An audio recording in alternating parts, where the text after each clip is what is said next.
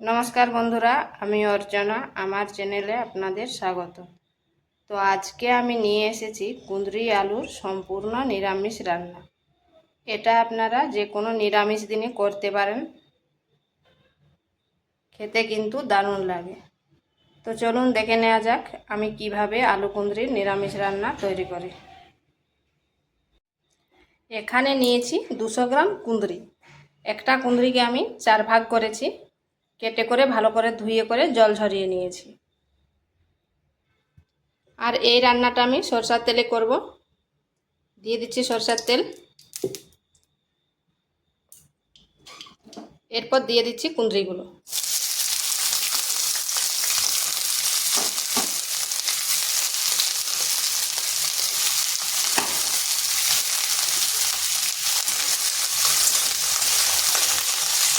কুঁদরিগুলোকে আমি হাই আঁচে একটু রান্না করে নেব।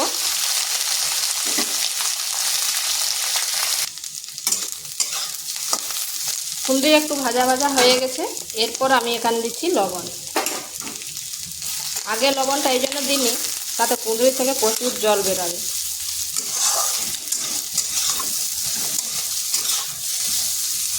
আবার 2 থেকে 3 মিনিট একটু ভেজে নিচ্ছি।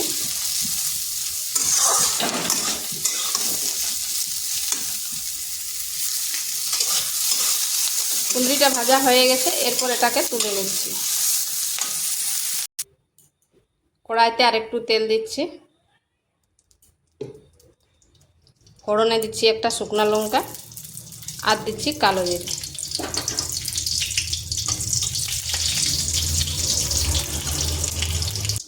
কালো জিরেটা খুব সুন্দর গন্ধ ছেড়েছে, এরপর এখানে দিয়ে দিচ্ছি আলু।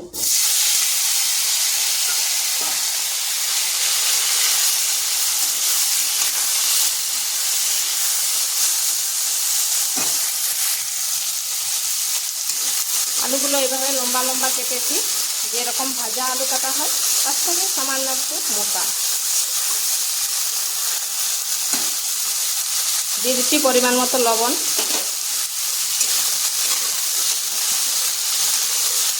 এবার আলুটাকে একটু ভাজা ভাজা করে নিচ্ছি।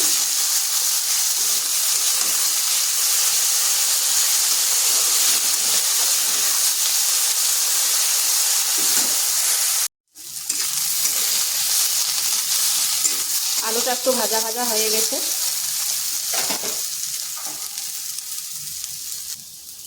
এরপর এখানে দিচ্ছি সরষা আর পোস্তকে পেস্ট করে নিচ্ছি, আর একটা কাঁচা লঙ্কা আর একটা পাকা লঙ্কা, আর দিয়ে দিচ্ছি হলুদ, দিয়ে দিচ্ছি কুঁদরিগুলো।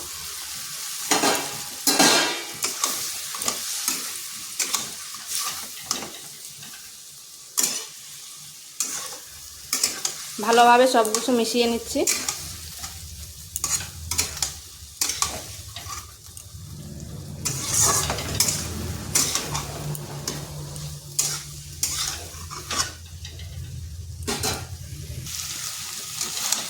ঝালটা অবশ্যই আপনারা আন্দাজ করে দেবেন।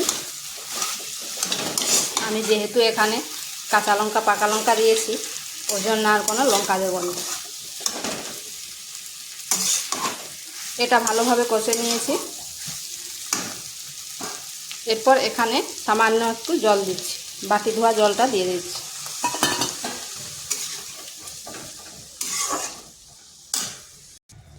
এখানে খুব বেশি জল লাগবে না, যেহেতু আলু আর কুঁদরি দুটো একরকম ভাজা ছিল। এরপর এটাকে ঢাকা দিয়ে 3 থেকে 4 মিনিট মিডিয়াম আঁচে রেখে দিচ্ছি।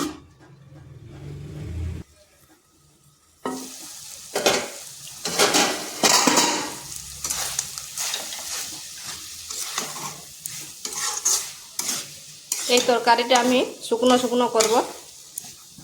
আর দেখুন আলুগুলো খুব ভালোভাবে সেদ্ধ হয়ে গেছে। তো এটা আমার হয়ে গেছে, এরপর নামিয়ে নেব। তো এটা আমার হয়ে গেছে আলু কুঁদরির নিরামিষ রান্না। তো ভিডিওটা কেমন লাগলো তা অবশ্যই কমেন্ট করে জানাবেন, আর নিত্য নতুন রেসিপি পাওয়ার জন্য চ্যানেলটিকে সাবস্ক্রাইব করবেন।